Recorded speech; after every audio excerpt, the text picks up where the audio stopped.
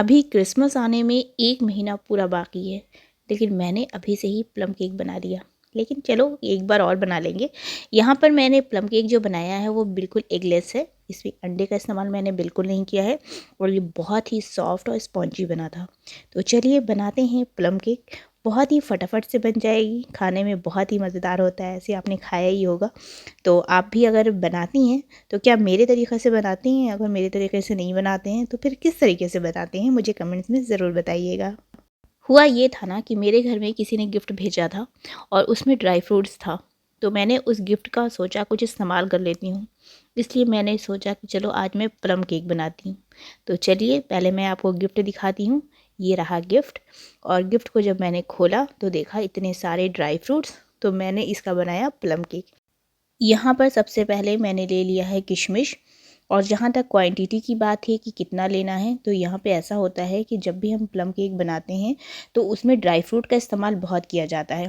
बहुत लोग उसमें टूटी फ्रूटी भी डालते हैं, लेकिन यहाँ पे क्या है कि जो चीज़ आपको ज़्यादा पसंद हो उसे आप ज़्यादा इस्तेमाल कर लें, जो चीज़ आपको कम पसंद हो उसे आप कम इस्तेमाल कर लें।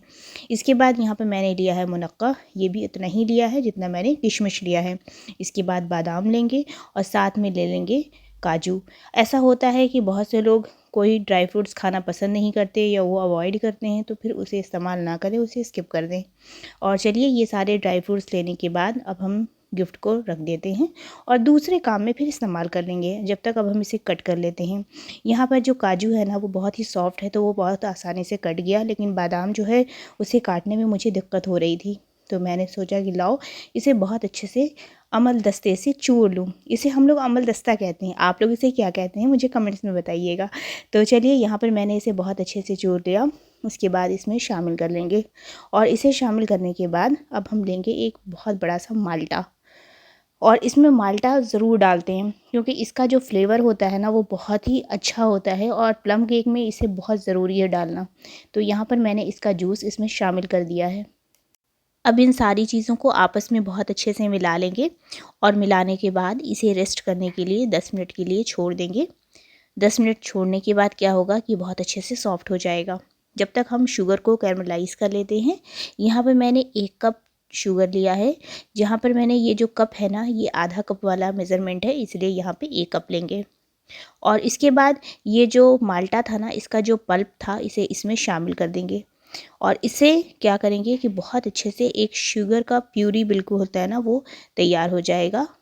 जैसे ही देखिए इस तरह से पहले भूनिएगा, एकदम फ्लेम को लो रखिएगा और जैसे ही शुगर पिघलने लगेगा देखिए बिल्कुल इस तरह से। इसके बाद इसमें शामिल कर देना है 1 कप पानी। देखिए ये आधा कप वाला मेज़रमेंट है, इसे हम 2 बार देंगे और यहाँ पर 1 कप मैंने पानी शामिल कर दिया। अब इसे बहुत अच्छे से मिला लेंगे, बिल्कुल हल्के हाथों से मिलाइएगा ताकि ये नीचे निकल ना पाए। और इसके बाद अब हम तैयार कर लेंगे बैटर बनाने की। बैटर बनाने के लिए यहाँ पे मैंने 1.5 कप गेहूं का आटा लिया है। अब इसमें शामिल कर देंगे 1 टीस्पून बेकिंग पाउडर और साथ में शामिल कर देना है half tea spoon baking soda. और इसे शामिल करने के बाद इसमें शामिल कर देंगे 10 से 12 बूंद वनीला एसेंस की। इससे फ्लेवर्स बहुत अच्छा आता है और स्मेल भी बहुत अच्छी होती है।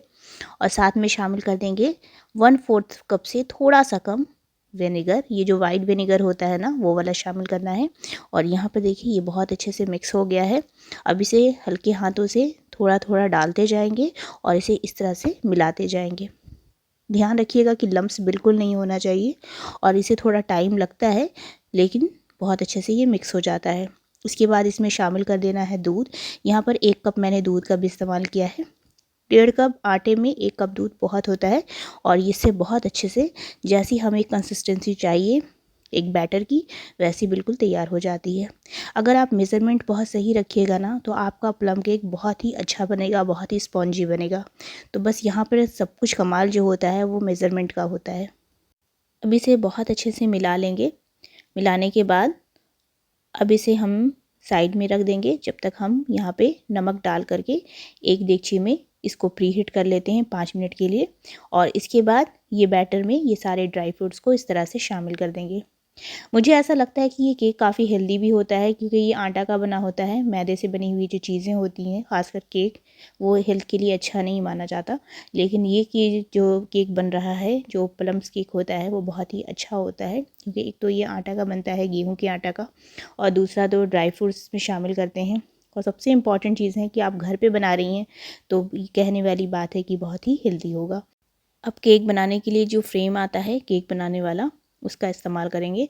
उसमें बटर पेपर लगाने के बाद इस तरह से इस पिक्चर को इसमें शामिल कर देंगे। हवा बिल्कुल नहीं रहनी चाहिए, इसलिए इसे इस तरह से टैप कर देंगे। अब इसके ऊपर हम डाल देंगे पम्पकिन सीड, जो इसके फ्लेवर्स को भी बढ़ाएगा और देखने में भी बहुत मज़े का लगेगा। यहाँ पर इसे हम 45 minutes medium to low flame पर बेक करेंगे, और 45 मिनट्स के बाद एक स्क्वायर्स की मदद से इस तरह से चेक कर लेंगे। देखिए, बिल्कुल इसमें अगर नहीं लगा तो ये बिल्कुल परफेक्ट हो चुका है। अब हम इसे निकाल लेते हैं। ये अभी थोड़ा सा गर्म है, और थोड़ा सा ठंडा हो जाएगा तो मैं इसे फिर कट करके आपको दिखाती हूँ कि ये कितना स्पॉन्जी और कितना सॉफ्ट बना था।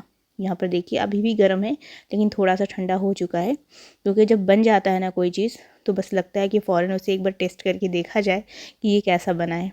तो देखिए बहुत ईज़िली निकल गया, और बटर पेपर में बिल्कुल भी ये नहीं चिपका है। और ये देखिए, देखने में ही लग रहा है कि कितना हसीन और जमील है।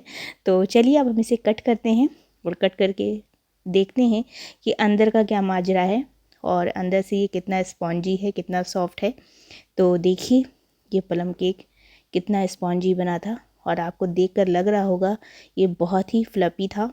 तो आप भी इस तरह से प्लम केक ज़रूर बनाइए, और अगर आप नहीं बनाते हैं तो आप किस तरह से बनाते हैं, आप मुझे कमेंट्स में बताइएगा।